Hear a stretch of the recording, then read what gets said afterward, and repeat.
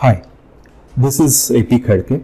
Today, we'll try to decipher the acyclovir. What is this acyclovir? Acyclovir is the antiviral agent. Now, you see any agent which will end with, see this is acyclovir.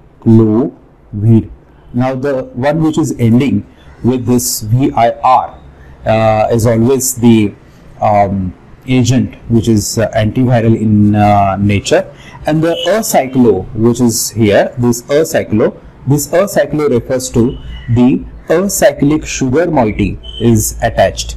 Actually, acyclovir is the antiviral agent. It's a antimetabolite. What is the antimetabolite? Antimetabolites are, see, like what is first metabolite? Now, metabolite would be your cytidine, guanidine, or your adenine, that is the adenosine phosphate, triphosphate. So these could be your agents. We call it as a metabolites, which are essential in the synthesis of the DNA. You know that adenine, guanine, cytosine and thymine, these are the main four bases, and from this you will get the nucleoside. This is basic nucleic basis. Then you will get the nucleoside, and with the sugar, either it would be deoxyribose or ribose sugar, right? And after that, that is this nucleic base, then your sugar moiety, this we call it as a nucleoside, and this nucleoside when get attached to triphosphate, understand? So what will get the moiety, which is the nucleotides, understand? So these nucleotides are the basic building blocks in the chromosome, in the genome of every cell, and the virus also do have the same sort of basis, understand? And instead of these bases, these nucleotides, if we are using some dummy nucleotide instead of these bases, and these dummy nucleotides are going to get incorporated into the DNA or the RNA of that particular virus. So what will happen? There is the faulty synthesis of your DNA, understand? So as there is the faulty synthesis of your RNA, so that the faulty miscoding will takes place. What is miscoding? That means what? The transcription will be the faulty transcription, and as there is a faulty transcription, you will get the final product as the protein, which is again a faulty protein. Now, as you have got this faulty protein, understand, the faulty proteins, these proteins are what essential as the formation of the capsule of the cell, understand, even in the different enzymes preparation. So that devoid of enzyme, devoid of cell wall, these viruses won't survive. In a nutshell, that this particular acyclovir is the guanine analog, and like the guanides are there, understand? So this, instead of the guanides, which are guanidine, which is the natural analog, we are using this acyclovir triphosphate. It will get incorporated into the DNA, RNA, and the faulty transcription, faulty protein synthesis will take place. So this is what the simplest mechanism for this acyclovir. Now, why I am telling you all these things? Because the word acyclo, what is this acyclo refers to? This acyclo is exactly referring to this part. That is what? The sugar which is present in the adenine, that is the guanidine or cytidine, all that things are what? They are the pentose sugars. Pentose, you know that furanose is there, 5-membered ring with oxygen and OH groups attached. So instead of that cyclic ring, a cyclic sugar, here it is the open chain sugar is present. So this is what the mechanism for this acyclovir. Now let us discuss the acyclovir synthesis. Now please see, this particular acyclovir is, if I draw the structure for acyclovir, now you can easily identify this particular structure. So this could be what? This is your cyclohexane. Now to this cyclohexane, if I am putting here one nitrogen, and this is the pyridine, this one is a pyridine moiety, and to this pyridine moiety if I am adding another nitrogen, so that would be the your pyrimidine. Understand? So this pyrimidine, if I am going to attach to a 5-membered ring, now this 5-membered ring with one nitrogen is pyrrole and two nitrogen, so that could be the imidazole, right? So that the one ring is the pyrimidine ring, another ring one is the imidazole ring, so they are connected to each other. Understand? So this is what this is your basic purine ring. To this purine ring, if I am attaching here NH2 and here double bond O, so this bond will be removed. Understand? So that this double bond O, so this particular compound we call it as what? This compound is a guanine. Understand? So this basic ring you should be very much clear. Okay, so this one is the guanine. Understand? So what is a guanine? Guanine is a purine. It's a base, nucleic base, and this is what? This is the basic guanine ring contains what? Guanine ring is a purine ring. And what is this? One ring is of the pyrimidine ring and another ring is the imidazole ring. Pyrimidine ring and imidazole ring together will form purine, and to this purine NH2 group, and if I attach double bond O, so that will be your guanine ring. Understand? So to this particular guanine ring, please understand, to this particular guanine ring, if I am attaching here to this, here I am attaching, check this, CH2 to this O to CH2, CH2, understand, and to this CH2, OH. So this is 9th position, this one is the 9th position. Now to this 9th position, what is attached? To this 9th position attached is, see, this is the 1, 2. So this is 2 hydroxy ethoxy methyl group. So that at the 9th position of this guanine, what is attached? So to this 9th position, what is attached? So that is the 1, 2, that is 2 hydroxy at 9 position. So this is 9. At second position, what is attached? Second position is hydroxy ethoxy methyl. Understand? 2 hydroxy ethoxy methyl group is attached. So this particular compound we call it as the acyclovir. Got that? So now you understand what is the basic structure of acyclovir. Now while synthesizing the acyclovir, what is important is we have to focus more on the synthone approach. What is synthone approach? This is the final compound. Got it? This is your final compound. Now from this final compound, we have to identify the parts which are essential in the synthesis of this acyclovir. Now if we want to have acyclovir, see, in the acyclovir we are having 2 parts.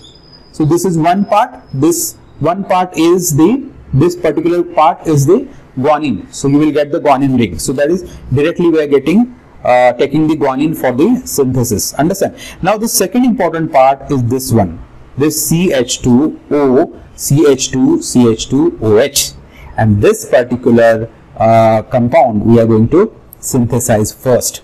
So for this particular synthesis, what we are going to do is we will begin with the first compound, that is the benzoyl chloride. So how that benzoyl chloride will look like? See this is the this one is your benzene ring. Understand? So this one is your benzene ring to this COCl. So what is this? This is the benzoyl chloride. To this benzoyl chloride, what we are going to react with is, check this, what is this? OH, CH2, CH2OH. So what is this? This is a ethylene glycol, 2H group. Ethylene glycol. So either you say it's ethylene glycol or it is what? 1,2. So that is the ethane 1,2-diol. So this is ethane 1,2-diol, or this is ethylene glycol. Now what is going to happen here?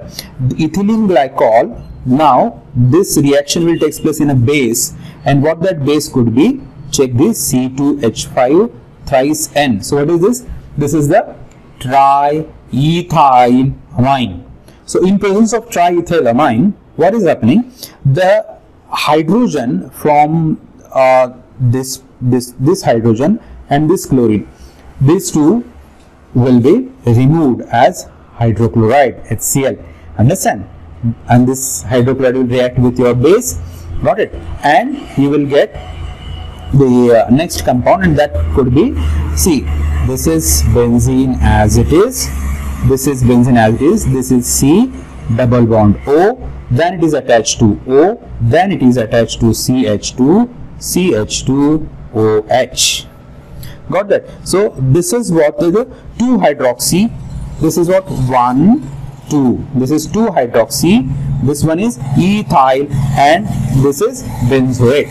So this is 2-hydroxy ethyl benzoate. This is what we got the compound, but ultimately we want this compound. Got it? We want this compound. So what the next step could be? Next step is we are going to react this with the, check this, hydrochloric acid and HCHO. This is what? Formaldehyde. Now what will happen when it reacts with the formaldehyde? Now check this, what is happening? This oxygen will get attached to this CH2. Understand? This oxygen will get attached to this CH2, and this CH2 is going to get attached with this chlorine. So what is remaining? This hydrogen, second hydrogen, and oxygen. So what is happening? So here could be the minus water, minus H2O. Now when there is a minus water, so what the final compound would be? Check this. This is your benzene, this is COO, this is CH2 as it is, CH2 as it is, and now oxygen, and after that this is CH2Cl. Now if you see this compound, now you can easily understand. Check this particular, our CH2O, CH2, CH2OH, and this is here. See this is somewhat similar. You understand? So what I wanted you to focus on, this CH2 is actually this CH2. So what it could be, that is this Cl should go. Got it? And this O here in the final compound, it is OH. So what is going to happen? This particular bond should be cleaved off. So that is what the two things. So always remember, whenever you are synthesizing the compound, see first the final compound, and once you understand the final compound structure, divide it into the parts such that you will be able to synthesize each part, and from that particular part you will join it to get the final compound. Now this compound, the product, we are going to react it with the guanine ring, this particular guanine ring. Now while reacting this with the guanine ring, the problem could be, what the problem is? The problem is I'll just first draw the guanine. So guanine is simply like the same molecule. This is N, this is nitrogen. Understand? So here it is OH, this double bond O, it's a OH, nothing special here. And again here it is nitrogen, hydrogen, and this is nitrogen. Here is a double bond, and here it is NH2. So this is your guanine.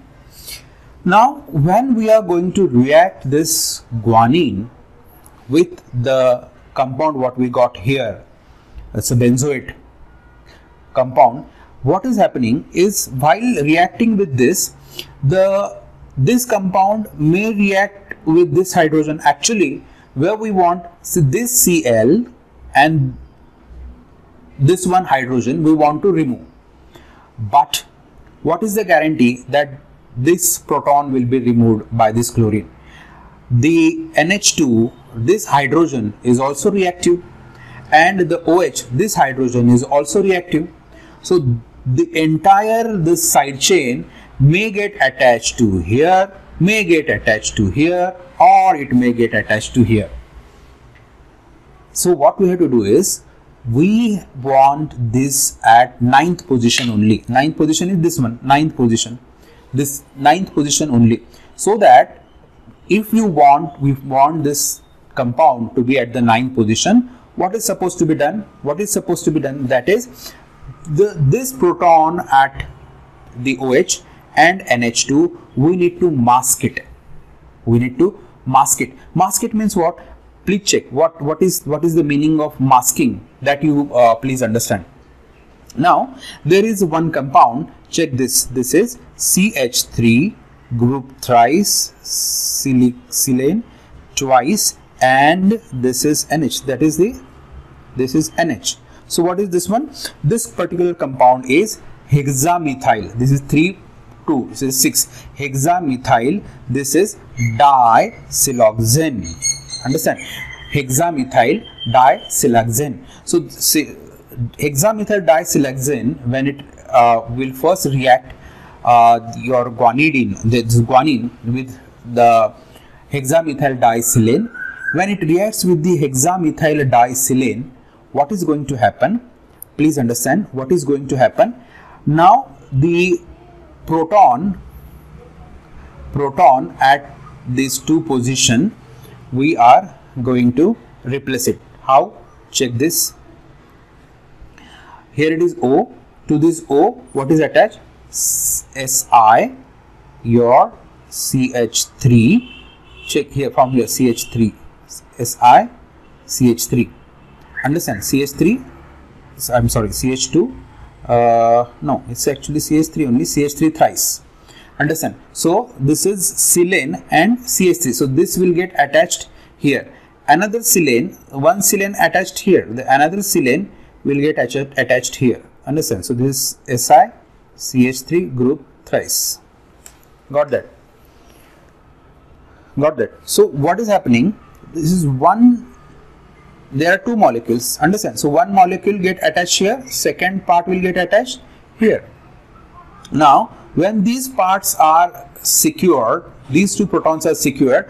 Once these 2 parts are secured, masked, then only this chlorine and this proton will go off, and you are going to get the compound. So how that final compound would be? Now to this nitrogen, we are going to attach the entire compound. How? This is N, and to this CH2 is attached, then O, then CH2, CH2, O, this O, again this is C double bond O, and this one, that is pH. So this is what you will get the compound. However, when you are getting this compound, what is happening? What is happening is, now we have attached this compound. Now we have attached here the side chain, and now this silane, that is the hexamethyl silane, what is the next step? Is the simple hydrolysis will be carried out, that is demasking will be done. We have masked with this hexamethyl silane, then we will do the hydrolysis.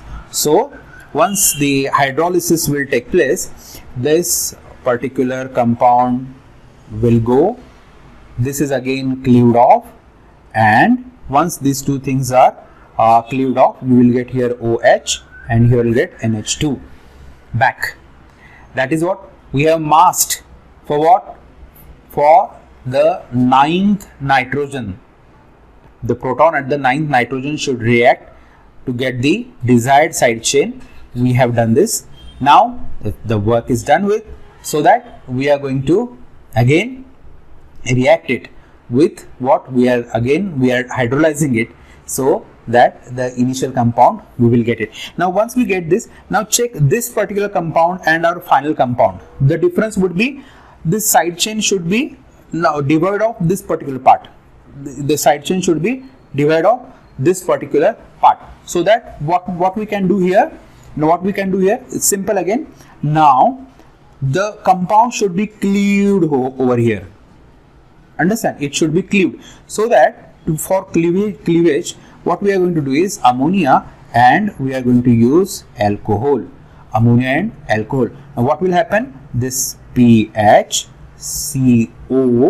okay, this and NH2, PHCO NH2. So this is what? Benzamide. This benzamide will be formed PHCO NH2. So from here you get this, understand? And then this oxygen will be converted into the HOH. Got it? So once this convert into your OH, and this benzamide will be removed by using the ammonia and the methanol, you will get the final compound as acyclovir. This is what the synthesis of acyclovir. Please understand, the synthesis of the acyclovir is very important, because the acyclovir is very safe drug. You can use it orally, you can use it IV parental routes also. This drug is available. Your lyophilized powder, white colored crystalline powder is there. To this the water for injection is added, and through the IV route this infusion is given, because the pH crosses 10.8 or 11, so it's highly alkaline, so that the IV infusion can be given. See, in the herpes simplex virus HSV, your genital herpes virus infections, either we can start with the oral dose, that is the oral drug, that is the oral acyclovir, or in a severe condition we can go with the IV infusion. Understand? So this is all about the acyclovir, that is its mechanism of action, then its synthesis and usage part. Thank you.